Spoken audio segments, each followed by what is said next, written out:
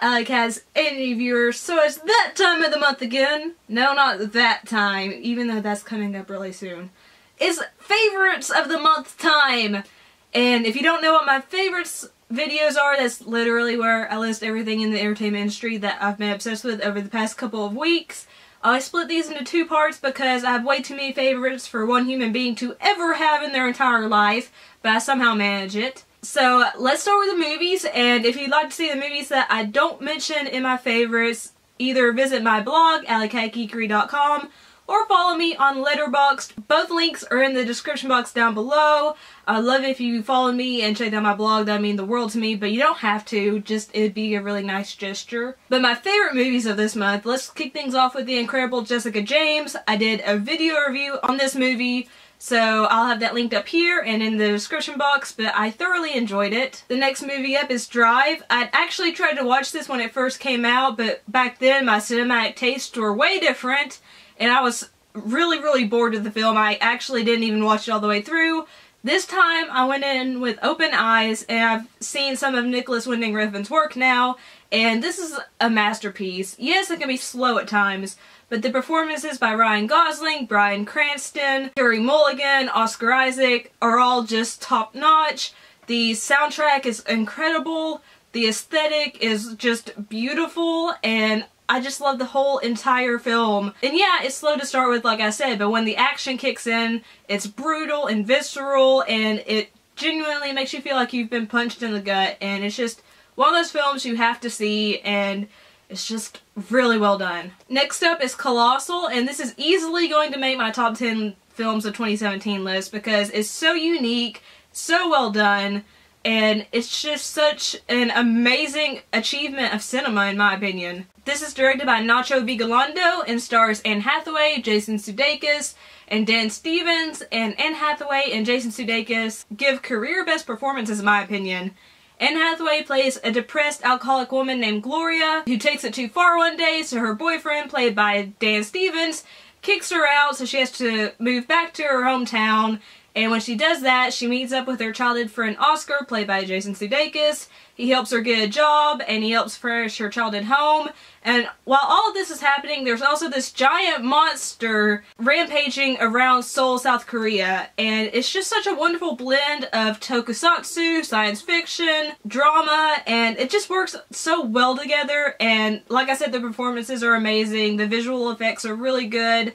And I just loved how the story took me on twists and turns, and I thought this was an amazing effort from Nacho Vigalondo. Now I want to watch all of his previous films, and I'm just so blown away by the originality of this film. The next movie up is The Devil's Candy. I found this to be a really effective horror movie, and it's really unique in the way that it combines heavy metal and art. And it's about this family who move into this new home, and of course when they move into this new home, a crazed former inhabitant starts stalking them. He's trying to get into the house because his parents died there, and the father is an artist, and when he starts working on artwork in his new home, he starts hearing these voices that are urging him to create certain pieces of art, and they start to disturb him, and it's just a really solid original horror film.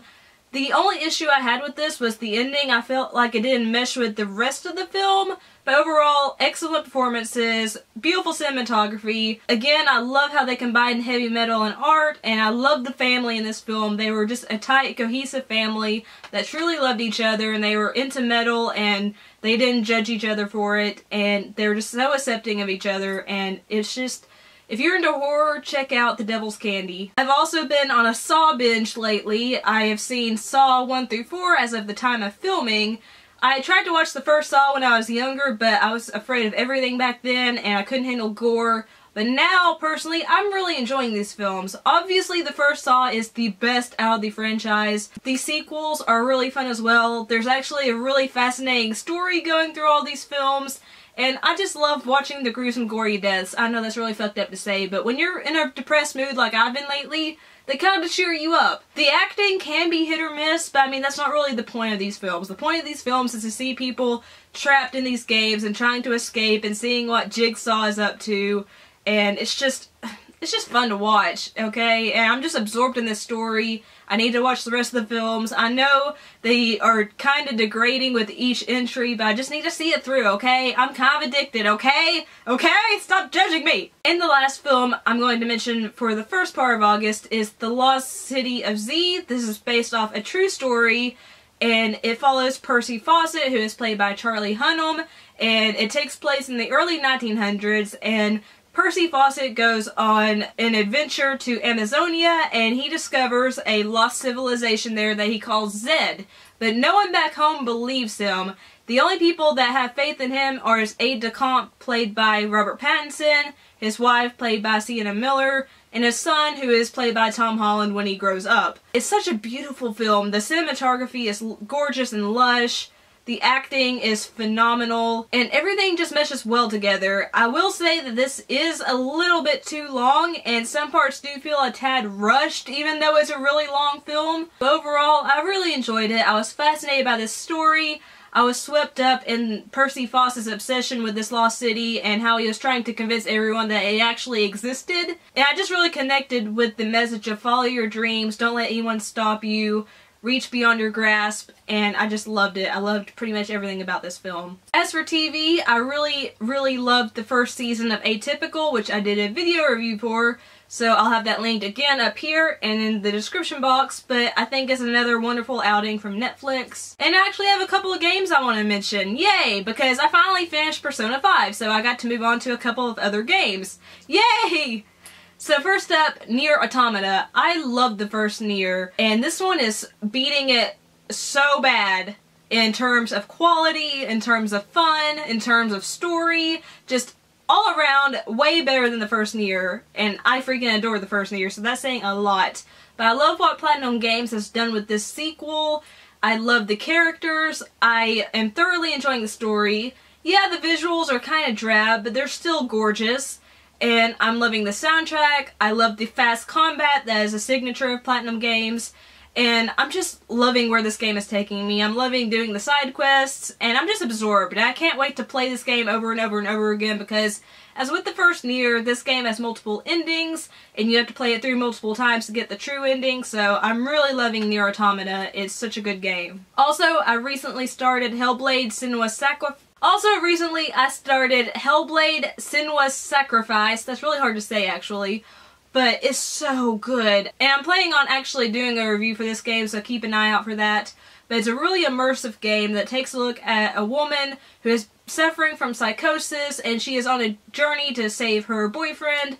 It's just really well done. It's a great narratively driven game with some really awesome combat, and I'm really enjoying it. But I am going to do an actual review for this game because it's that awesome. And all the music I love is listed in the description box down below. If you like this video, leave a like. Let me know what your favorites have been so far in the comment box down below. If you like the video, share it because that helps my channel grow. If you're not subscribed already, but you like what you've seen and heard, hit the subscribe button along with the notification bell so you'll be alerted every time I upload a new video or start a new live stream. And if you'd like to follow me on social media sites, and again, check out my blog or my letterbox, those links are in the description box down below. I love you guys. Thank you so much for watching. You're always, always, always, always, always my favorite. Peace and kisses. Bye.